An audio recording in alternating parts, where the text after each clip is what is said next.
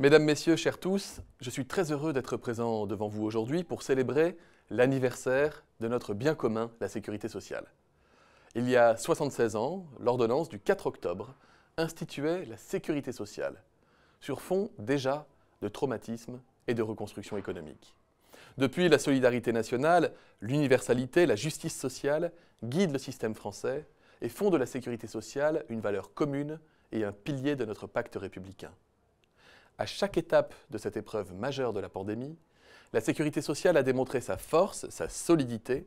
Elle a prouvé à ceux qui pouvaient en douter qu'un système de protection sociale robuste est la meilleure réponse aux défis de notre temps. Prendre en charge les risques sociaux, médicaux, professionnels rencontrés par chacune et chacun d'entre nous, voilà la promesse chaque jour tenue par la sécurité sociale. Cette sécurité sociale, dont nous célébrons aujourd'hui l'anniversaire, serait bien peu de choses sans les 150 000 collaborateurs qui la portent, l'améliorent et la renforcent chaque jour. Elle repose pleinement sur leur énergie et sur leur engagement.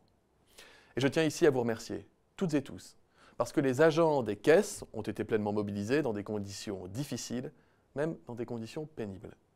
Votre travail se fait souvent dans l'ombre, les médias n'en parlent pas ou ils en parlent peu, mais sans vous, sans votre engagement, la protection sociale serait une grande machine abstraite et désincarnée.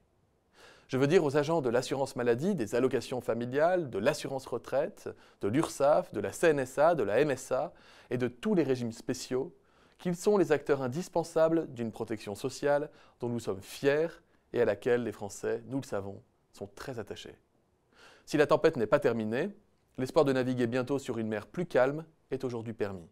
L'heure n'est donc pas au bilan, proprement dit, mais nous retenons déjà que dans un pays mis à l'arrêt, notre système de protection sociale a prouvé qu'il était efficace et réactif, capable de construire des dispositifs d'aide et d'accompagnement inédits par leur ampleur. La sécurité sociale, en redoublant d'efforts et de mobilisation, a continué d'offrir la meilleure protection à tous les Français, aux soignants comme aux soignés, aux travailleurs comme aux retraités, aux entreprises comme aux salariés, aux parents comme aux enfants, aux bien portants comme aux malades. Lorsque certains de nos voisins faisaient payer les tests PCR, les Français ont pu en bénéficier facilement et gratuitement. À la fin de l'été 2021, 135 millions de tests avaient ainsi été réalisés.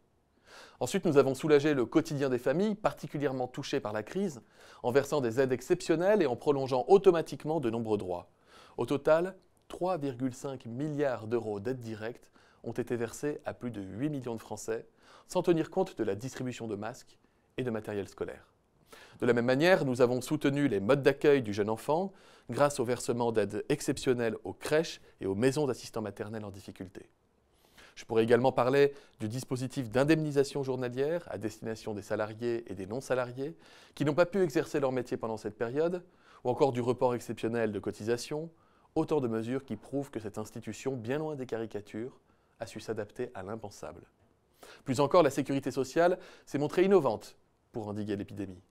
Elle a utilisé des méthodes inédites de contact tracing pour intervenir le plus rapidement possible auprès des patients zéro et casser les chaînes de contamination. Aux Jeux Olympiques de Londres, pour la cérémonie d'ouverture, une chorégraphie a représenté la NHS. Alors je ne désespère pas de voir la même chose avec la Sécu française pour l'ouverture des Jeux Olympiques de Paris en 2024. Mais blague à part, la crise sanitaire a été un accélérateur. Le numérique, déjà largement développé par tous les acteurs de la sécurité sociale, a fini de prendre son envol pendant cette crise. Remboursement des soins, accès aux comptes famille ou retraite, ouverture de droits en ligne. Tous vos services sont aujourd'hui dématérialisés et ils ont pris tout leur sens dans cette période confinée afin de poursuivre vos missions de service public. Dans la crise, la sécurité sociale a systématisé et diffusé le recours au numérique dans l'offre de soins en développant considérablement la téléconsultation grâce au remboursement intégral des frais qui y sont associés. De 10 000 téléconsultations par semaine, nous sommes passés à plus d'1 million lors de la première vague. 76 ans après sa création, la sécurité sociale a surtout montré qu'elle était capable de se réinventer, de se moderniser et de s'adapter à son époque et à sa démographie en instituant un cinquième risque, celui de la perte d'autonomie.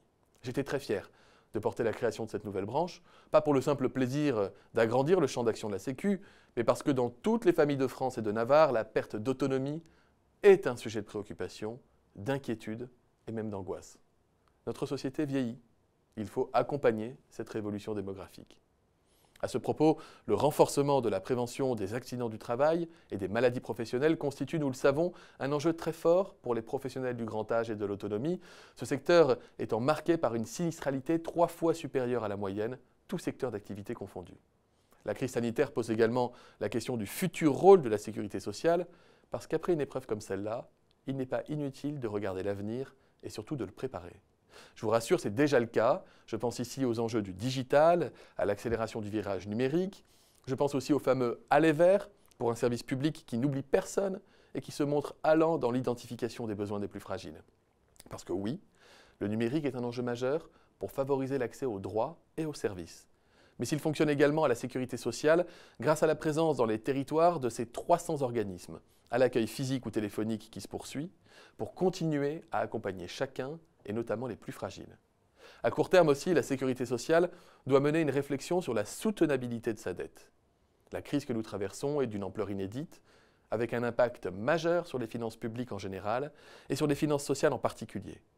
En 2020, le système de protection sociale a connu un déficit sans précédent et devrait rester fortement déficitaire dans les prochains exercices.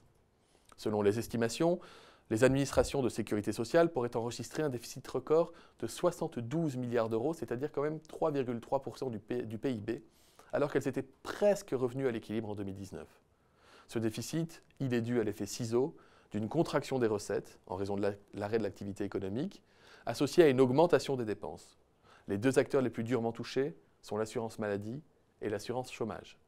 Cette situation inédite amène à réfléchir sur la trajectoire des comptes courants à venir, qui, faute d'un retour à l'équilibre rapide, risque de susciter une nouvelle dette sociale.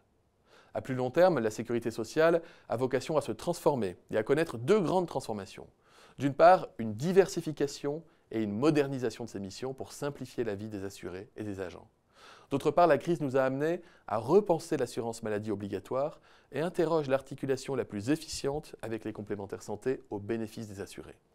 C'est pourquoi j'ai demandé au Haut Conseil pour l'avenir de l'assurance maladie de creuser les enjeux opérationnels et financiers de différents scénarios d'articulation entre l'assurance maladie obligatoire et complémentaire, dont celui de la grande sécurité sociale. Les Français, ils sont particulièrement attachés, je l'ai dit, à leur système de protection sociale. Et plus que jamais, ils ont été conscients de la chance qu'ils avaient de vivre dans un pays où les solidarités veulent dire quelque chose. La sécurité sociale à la française représente bien plus qu'un système de protection sociale. C'est une vraie conception de la vie.